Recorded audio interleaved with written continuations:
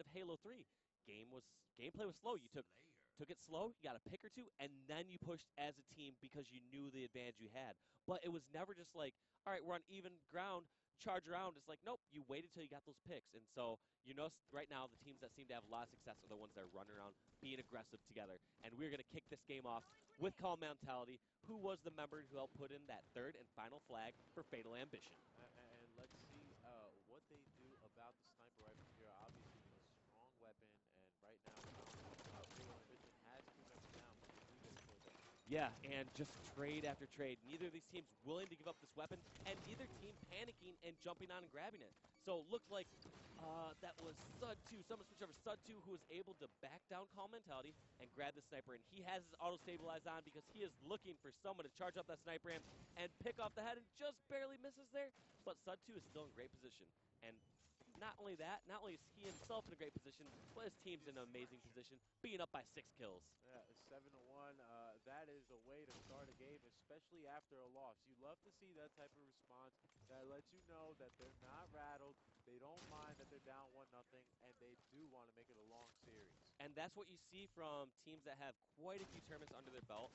You see a lot of them mess up, and oh my God, great shots by Calm Mentality, answering that earlier fault, and was eventually taken down. But we now have not only the sniper in Dome's hand, but we also have the scatter shot. That scatter shot, man. It is so powerful. Yeah. His ultimate combo, and look, especially and that sniper. When you're shooting them in the dome, they get rocked. I would love to get an interview with Dome Rock later, because, like, all right, there's certain people that have the gamer tags out there, like, you know, like, someone asked me, like, mine, what's yours? Walshy. How'd you get that? It's my last name. Dome Rocked. How'd you get yours, man? Long story, but, so we are going to switch off with Dome Rocked, who was eventually taken down with both those power weapons, and jumping on with Burton, who I still am envious of this pistol skin. I don't have any weapon skins besides one DMR. However, I've talked about my silver rec pack strategy. You guys are all laughing at me now. 3 months from now, I'm going to be having everything, and everyone's going to be, they're not going to be laughing anymore. No, man, nobody's wearing silver. It's all about the platinum, all about the gold, baby. And here you go. Fatal Ambition did let the beginning get away from them, but since then, they've made it a little close. Yeah. They got off to a very rough start, but I think that's also due to SUDDOTH 2, grabbing that sniper, and Dome Rock doing some great snipes. But it's a 7-kill game. Anyone's game right now. I'm not sure what happened with the new set of rockets that came up. I wasn't able to keep track of those.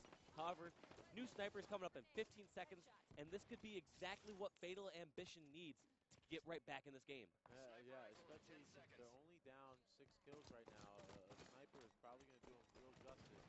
Let's see what type of play Blaze makes, and he doesn't make the right one, as now his team is down by 8. And you know what? I actually spotted the rocket player over here on the reality check side. So, because not only do they have rockets down low, but SUDDOTH 2 now once again has sniper in his hands. So, reality check, taking all the power weapons and found 2 people hugging over there on rocket side. Cowering for their lives did not work out. We're going to switch over to SUDDOTH 2, who has sniper over at red base.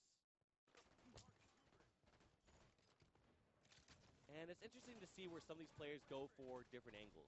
Because I know when I snipe, I like to be in as safe of a spot as possible.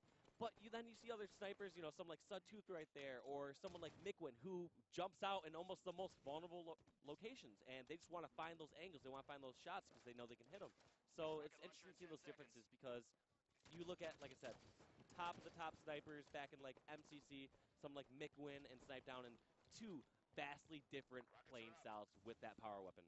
Yeah, and that aggression could, I think, lead to bite you in the butt if you don't play the right way, especially with a powerful weapon like the sniper rifle. Oh, did not get that finish, unfortunately.